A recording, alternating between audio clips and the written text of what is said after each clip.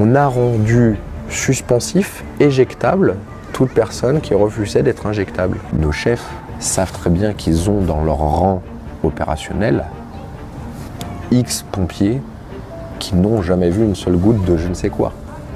Ils le savent. Aujourd'hui, c'est les soignants. Je dis aux gens, attention, ça vous concerne tous. Mais si dans le droit commun, on a dit on peut suspendre la catégorie socio-professionnelle que l'on considère comme dangereuse pour la population pour tel motif parce qu'elle n'obéit pas, mais qui vous dit que demain, on ne serait pas capable de reprendre une loi similaire, puisqu'on l'a déjà fait, pour également éjecter d'autres catégories socio-professionnelles parce qu'ils n'obéissent pas, on va dire, à d'autres critères.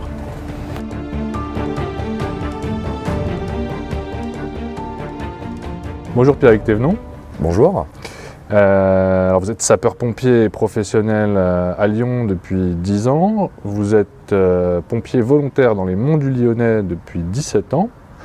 Vous avez été suspendu le 15 septembre 2021 pour avoir refusé de vous faire vacciner, les pompiers faisant partie des professions concernées par cette obligation vaccinale. Est-ce que vous pouvez revenir sur la façon dont vous avez vécu cette suspension et sur ses conséquences, notamment financières ? J'ai été suspendu de mes fonctions, donc de mes 2 statuts. Donc j'ai reçu 2 lettres le 16 septembre, donc de mon statut de pompier professionnel en centre-ville de Lyon et de mon statut de pompier volontaire que j'avais depuis l'âge de 16 ans. Voilà. Et donc s'en est suivi ensuite la perte de rémunération, la perte de salaire. Donc j'ai découvert ce qu'était une fiche de paye en octobre avec en bas marqué 0 €. Qui a été la dernière fiche de paye que j'ai reçue puisqu'elle servait de modèle en fait pour les autres.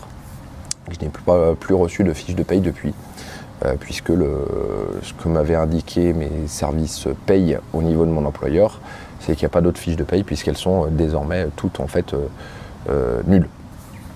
Voilà pour ça. Et donc sont suivis des difficultés financières, mais je savais dans quoi j'allais. Mais la volonté, c'était vraiment poser le nom, c'est quoi qu'il en coûte, comme dit notre cher président. Je ne voulais pas céder au chantage et puis je ne voulais pas me trahir, pas trahir mes convictions et ce besoin de me dire non, je ne peux pas céder à cela, je n'ai pas envie, donc je ne le ferai pas, je trouvais d'autres solutions. Ça m'a coûté, j'ai dû vendre mon véhicule personnel, ma voiture personnelle, pour également tenir encore quelques mois. J'ai eu de l'argent un petit peu prêté par la famille, quelques dons qui m'ont permis de tenir quelques mois. Et là, j'ai repris une autre activité, que j'avais déjà avant, mais que j'essaie de développer pour justement subvenir à mes besoins. Quelle a été la réaction de vos collègues, que ce soit vos collègues professionnels ou les sapeurs-pompiers volontaires, à l'annonce de cette suspension ?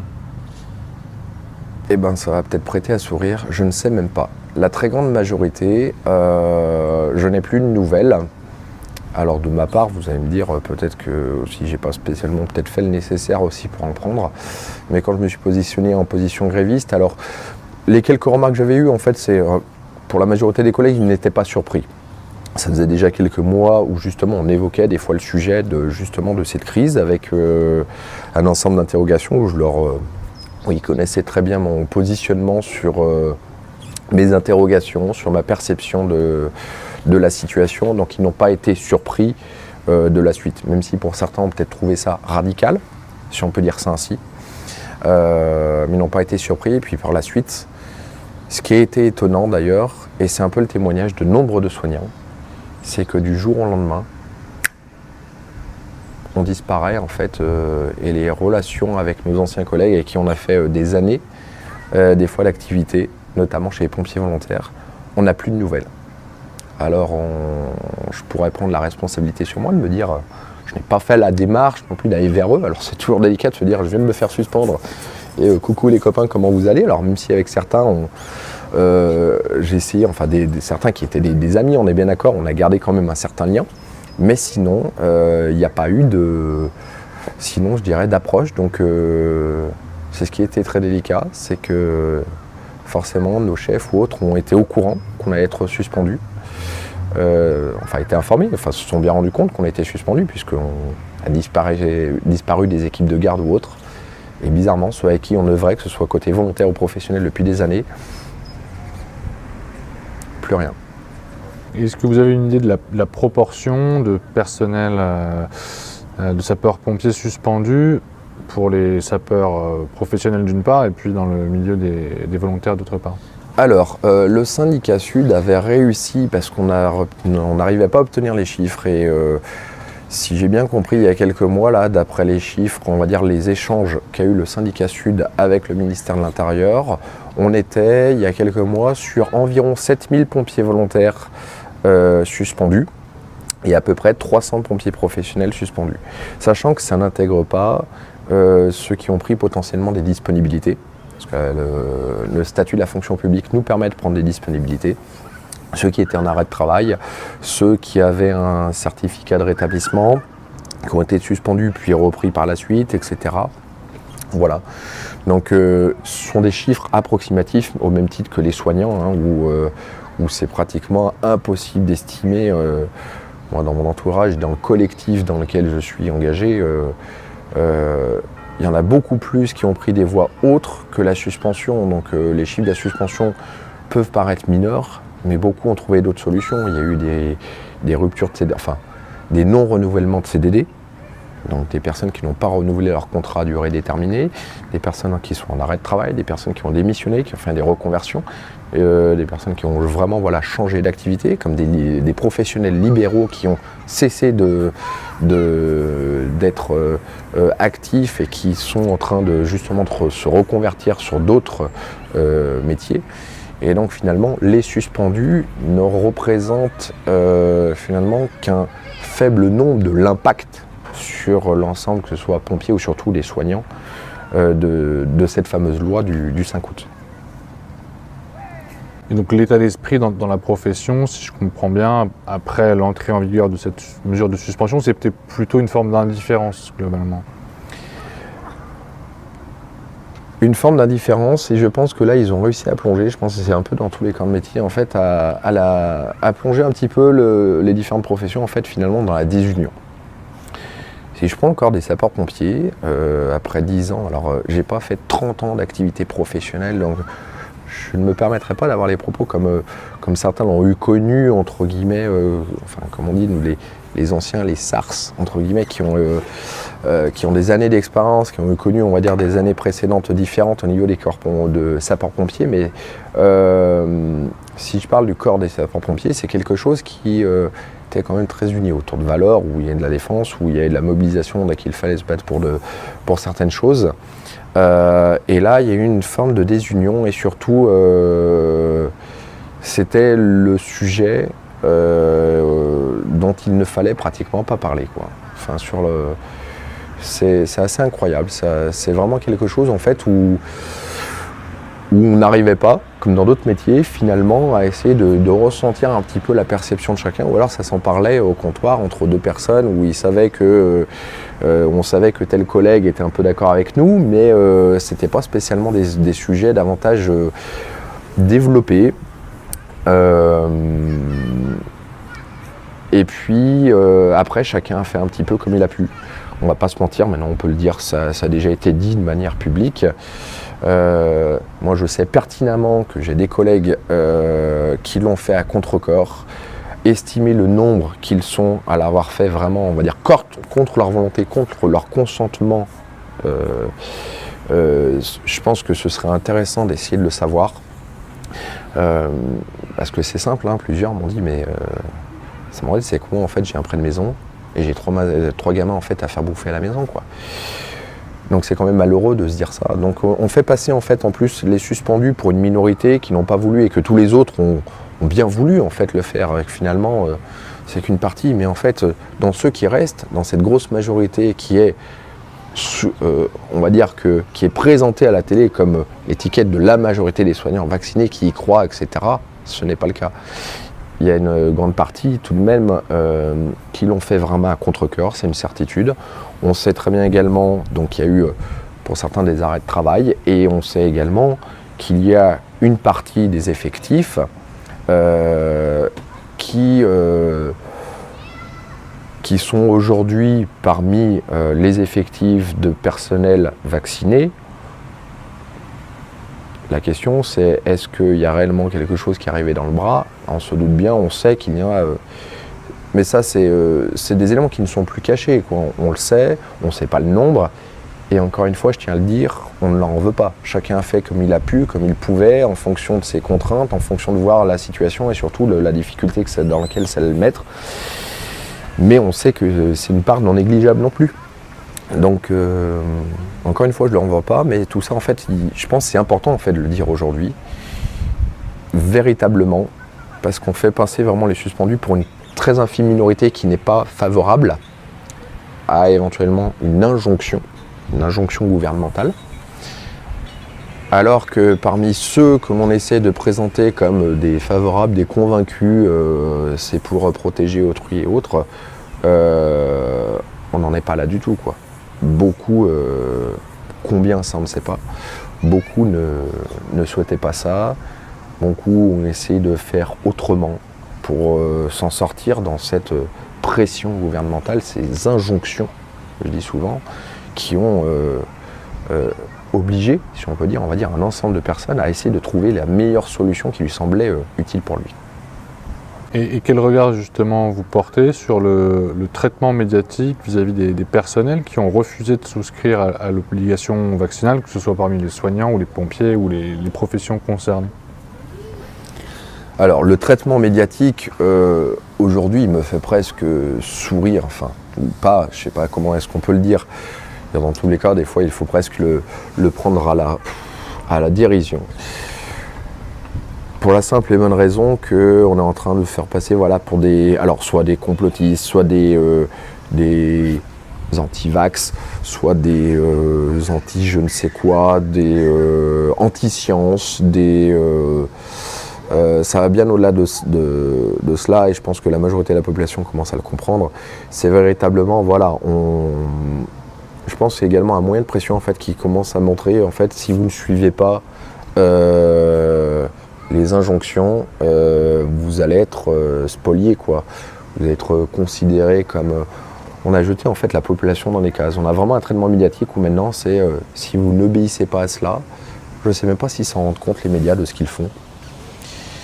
Je vous avoue sincèrement, certains journalistes, je ne sais même pas s'ils ont conscience de ce qu'ils alimentent et qu'ils contribuent à mettre dans des cases des personnes parce qu'ils le refusent, comme si c'était en fait d'une logique imparable de devoir absolument accepter une injection. Comme si ça leur paraissait en fait même non discutable, même au point où c'est ce qui est perturbant, c'est que je pense pas que certains pensent mal faire, c'est que certains sont vraiment tombés dans une sorte de dogme au point de ne pas comprendre que d'autres réfléchissent autrement. Donc c'est assez perturbant, donc j'essaie de prendre du recul et sur cet aspect-là, c'est... moi c'est même inquiétant parce que du coup ça nous ouvre la porte sur pas mal de choses, de se dire, mais c'est devenu quoi le journaliste, c'est devenu quoi en fait l'esprit critique, c'est devenu quoi l'ouverture, c'est devenu quoi la démocratie, c'est devenu quoi en fait un ensemble de choses. Ce traitement médiatique permet en fait, si on prend du recul, de se rendre compte qu'il y a plein d'autres choses au-delà de la crise en fait qui ne vont pas. Sur le traitement de l'information, sur l'ouverture d'esprit, sur ce qui peut être discuté ou pas discuté dans un pays où on parle de liberté d'opinion, d'expression, d'esprit critique, d'ouverture. Donc voilà, j'espère avoir répondu à la question à ma manière. Et alors cet été, on a eu des élus de bords différents qui ont appelé le gouvernement à réintégrer les pompiers suspendus pour prêter main forte à leurs collègues vaccinés et lutter contre les incendies qui se déclaraient dans de nombreuses régions françaises. Le vice-président des sapeurs-pompiers de France avait d'ailleurs expliqué que pour lui c'était une fausse bonne idée. Comment est-ce que vous avez vécu cette période estivale marquée par de nombreux incendies et sans pouvoir intervenir est-ce que vous pouvez nous en dire un peu plus là-dessus?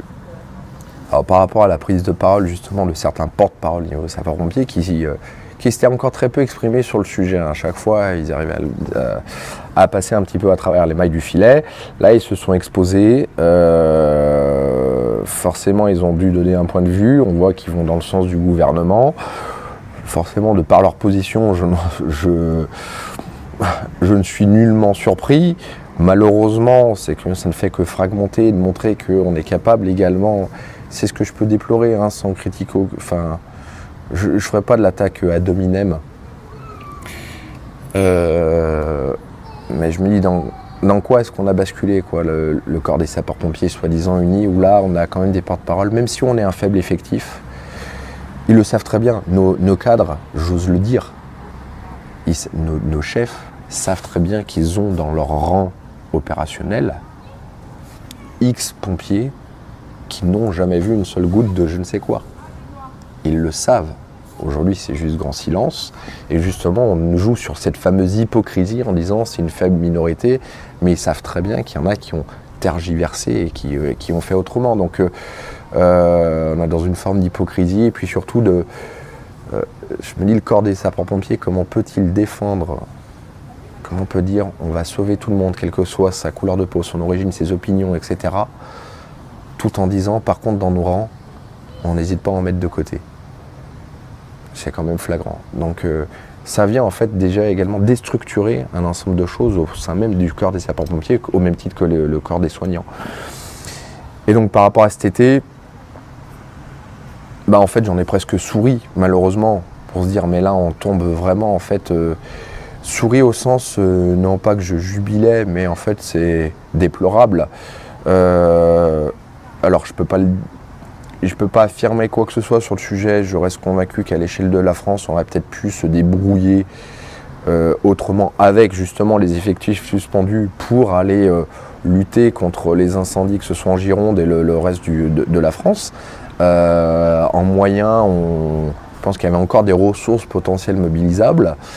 Là, on sent, moi je l'ai vu essentiellement comme une grosse opération de com sur regarder l'Union européenne, les avantages, on fait venir quelques camions, quelques pompiers d'ailleurs, pour montrer en fait encore entre guillemets l'intérêt de l'Union européenne et un ensemble de choses. Donc moi ce qui m'a fait sourire, voilà, j'ai pris ça vraiment comme une opération de communication, quoi. Il y a eu une polémique par rapport au statut vaccinal des exactement. pompiers européens venus nous aider. Et c'est là où justement ça devenait un petit peu paradoxal, c'est que forcément il y a plusieurs avocats qui se sont engouffrés dans la brèche, qui ont dit attendez, vous maintenez la suspension des pompiers qui sont à quelques centaines de kilomètres, qui sont formés, qui sont prêts à partir sur le terrain, ce qui était potentiellement mon cas, en plus comme j'expliquais à certains, on m'avait interrogé sur le sujet.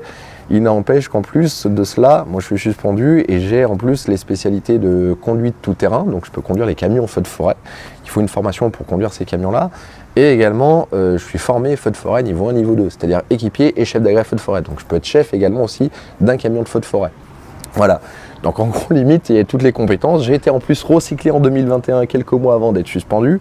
Donc limite, il y avait... pour ma part, je parle tous les bagages prêts pour potentiellement y aller. Je savais très bien qu'ils n'allaient pas nous réintégrer. Je comprends totalement les élus. D'ailleurs, c'est malheureux, dans ces injonctions paradoxales, c'est ce qui fait en fait percuter et tilter en fait un ensemble de personnes. C'est qu'on tombe sur quelque chose qui n'a plus de sens. Du coup, ça a été tellement communiqué que les pompiers des autres pays ne sont pas soumis à l'obligation vaccinale que plus personne n'y trouve de sens en fait. Alors attention, je n'incrimine pas, on va dire, les Roumains et la Pologne, je crois, qui sont venus prêter main forte. Merci à eux, ils y sont pour rien.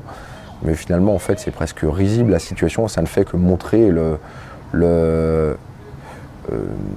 une orientation davantage politique de cette mesure que sanitaire. Et je pense que beaucoup ne discutent même plus, notamment des élus, des parlementaires, sur cette notion. Ils se rendent bien compte qu'il n'y a strictement plus rien de sanitaire. Je tiens à préciser une petite chose d'ailleurs, on n'est pas allé sur le sujet. Souvent, on m'a plusieurs fois rétorqué l'exemple de la vaccination contre l'hépatite B. Pour entrer pompier, il nous faut être vacciné contre l'hépatite B. Je leur dis oui, je l'ai eu fait quand j'ai eu 16 ans. Je dis mais par contre il y a un truc qui était totalement différent. C'est pas quelque chose où on était sur un produit développé en phase accélérée, déjà d'une part, voilà. Les essais cliniques étaient terminés, on avait quand même des années de retour d'expérience. On sait également les effets potentiels que l'hépatite B avait. Il y a des discussions, on sait qu'il y a eu potentiellement des effets. Donc ce que je veux dire, c'est qu'on avait un ensemble de choses déjà qui nous permettaient éventuellement de le faire déjà en conscience et avec un certain consentement. D'autre part également pour l'hépatite B, ce que l'on faisait, et c'est là où je suis interloqué par même nos services de santé et de secours médical qu'on a dans tous les départements de sapeurs-pompiers. Il y a des services de santé et de secours médical, donc avec des médecins, des infirmiers, que d'eux-mêmes ils n'aient pas percuté, ou qu'ils n'aient pas trouvé quelque chose d'anormal. C'est que par exemple pour la vaccination donc, contre l'hépatite B, on nous demande, une fois donc qu'on commence notre schéma vaccinal pour entrer sapeur-pompier, que ce soit volontaire ou professionnel, une sérologie. Parce que l'objectif, c'est d'atteindre un niveau d'anticorps, on va dire, cible. Et donc, on peut être, pour certains, devoir faire une dose, 2 doses, 3 doses, avec un temps qui a été évalué. Et ensuite, on fait une sérologie, on dit, ok, c'est bon, l'immunité pour protéger le pompier, on est bien d'accord, c'est pas pour protéger autrui, pour protéger le pompier, la personne, okay, dès lors où on estime que c'est atteint, bah c'est bon, en fait, voilà, votre immunité est atteinte. Là, on fait des injections sans même se poser la question, est-ce que finalement, en fait, il y a des anticorps, pas des anticorps, est-ce qu'il y a un niveau, en fait, il n'y a plus rien de cohérent, quoi. On ne s'assure même pas, si on veut absolument protéger le pompier, il n'y a même pas de questionnement de se dire, attends, avant d'en faire une 3e, une 4e, ou je ne sais quoi, quel est éventuellement, faisons une sérologie. Vous voulez atteindre un objectif, bah tiens, on va vite voir comment réagissent les personnes. On est sur quelque chose de nouveau. Peut-être que d'une personne à l'autre, on va dire, le niveau d'immunité est différent. Et là, donc, il n'y a plus aucune logique. Donc, c'est ce qui me conforte dans mon choix de me dire, mais je ne veux pas du tout rentrer dans ces cycles-là où il n'y a plus de cohérence par rapport à ce qu'on le faisait avant et qui dépasse tout entendement, quoi. Alors cet été, l'Académie de médecine et la Haute Autorité de santé se sont montrés défavorables à une réintégration des personnels soignants suspendus notamment. On vient de célébrer entre guillemets les 1 an de cette suspension, cette obligation vaccinale et la suspension qui est liée. Comment vous voyez les choses évoluer? Est-ce que vous pensez que les personnels suspendus pourraient être réintégrés prochainement? Quelle est votre opinion là-dessus? Alors avec les décisions, déjà, là encore une fois, c'était risible. Et puis, alors, je me permets de le dire, il y a quand même une certaine perversion de leur part parce que cet été, on a eu quand même nos responsables gouvernementaux qui disaient qu'ils n'étaient peut-être, au début, ils étaient contre et que finalement, ils ne les avaient peut-être pas être contre, notamment le Sénat. Je ne sais pas si vous vous rappelez, ils disaient on n'est pas contre, mais du coup on va s'en remettre à la Haute Autorité de santé. C'était facile en fait, finalement, c'est de se dire regardez, c'est pas ma faute. Moi je suis pas contre, vous réintégrez. On va donner ça à la Haute Autorité de santé qui va s'offusquer. Je ne fais que suivre les recommandations de la Haute Autorité de santé. Donc c'était un petit peu pervers parce que certains se disaient il y a peut-être une issue. Au début, les responsables disaient non, et puis peut-être pourquoi pas, et puis ce sera pourquoi pas, mais sous réserve de l'avis d'eux. Et puis la suite logique, forcément l'avis a été négatif. Donc déjà on pourrait juste ne serait-ce que critiquer, si on peut dire déjà, cette forme de perversion en fait, qui laisse sous-entendre à certains qui étaient corps effondré, qui espèrent qu'une chose, c'est être réintégré, enfin ils veulent juste aller travailler quoi, et bouffer quoi. Pour la suite, dans tous les cas, je ne pense pas que ça viendra du gouvernement. S'il y a une réintégration, ça viendra, on va dire, de la lutte, du combat. Il y a des avocats qui font un travail formidable, qui ont tenté des requêtes, des recours, des attaques. Donc à force, comme on dit, de taper dessus, on va peut-être arriver à trouver les failles, hein, parce que plus le temps passe, plus ça devient justement incohérent. Et il y a eu notamment, moi je me suis positionné à la demande de 2 avocats auprès de notamment David Guyon, maître David Guyon et maître Diane Prota pour l'association Bon Sens, qui ont fait également 2 requêtes auprès du Conseil d'État, enfin des différentes, justement suite à l'arrivée de pompiers, on va dire européens pour cet été. Ils sont saisis de l'opportunité pour attaquer en justice, pour dire qu'il y avait une forme de discrimination. On fait venir, on ne reprend pas des gens non vaccinés, mais on en fait venir d'autres qui ne sont pas soumis non plus à l'obligation vaccinale. Donc tout ça pour dire, voilà, au fur et à mesure que le temps passe, on a à chaque fois en fait, finalement, des petites brèches qui s'ouvrent, on peut essayer d'attaquer, même si ça ne gagne pas tout le temps, même si ça ouvre des brèches. Et peut-être qu'au bout d'un moment, on va dire arriver à trouver la brèche qui va créer la faille qui fait que cette obligation vaccinale, certainement, sautera. Ça, j'ai envie d'y croire. Dans tous les cas, il faut arriver à la faire, sauter. Que les gens soient réintégrés par la suite ou non, qu'ils aient changé de métier, peu importe. C'est le principe même. Il faut s'en débarrasser de ce principe. Voilà, c'est très dangereux, moi je trouve, au niveau de la démocratie, en termes de chantage. La notion de suspension, il faut l'éjecter du droit commun. Beaucoup de monde ont considéré, enfin, quand on en parle autour de nous, certains pensent que tout est fini en fait sur les suspensions, depuis qu'ils ont levé, vous savez, cet été notamment l'état d'urgence sanitaire. Et la majorité de la population, qui ne suit pas spécialement l'actualité, a véritablement cru que la suspension des soignants avait également sauté avec ça. Et c'est là où on voit bien la différence, c'est que non, ce n'était pas des mesures d'exception. On a intégré la suspension d'une catégorie d'activité professionnelle dans le droit commun. C'est du droit commun. Il faut bien que les gens se rendent compte qu'on a osé inscrire dans le droit commun, si on va au-delà des soignants, on a rendu suspensif, éjectable, toute personne qui refusait d'être injectable. J'aime bien cette phrase-là, et surtout, aujourd'hui, c'est les soignants. Je dis aux gens, attention, ça vous concerne tous. Mais si dans le droit commun, on a dit on peut suspendre la catégorie socio-professionnelle que l'on considère comme dangereuse pour la population, pour tel motif, parce qu'elle n'obéit pas, mais qui vous dit que demain, on ne serait pas capable de reprendre une loi similaire, puisqu'on l'a déjà fait, pour également éjecter d'autres catégories socio-professionnelles, parce qu'ils n'obéissent pas, on va dire, à d'autres critères. Je reste persuadé qu'à un moment donné, on ira. Enfin, on fera certainement péter cette obligation vaccinale. Je pense que c'est vraiment le principe, dans tous les cas, qu'il faut arriver à sortir du droit commun. Merci beaucoup, Pierre-Éric Thévenon. Merci à vous.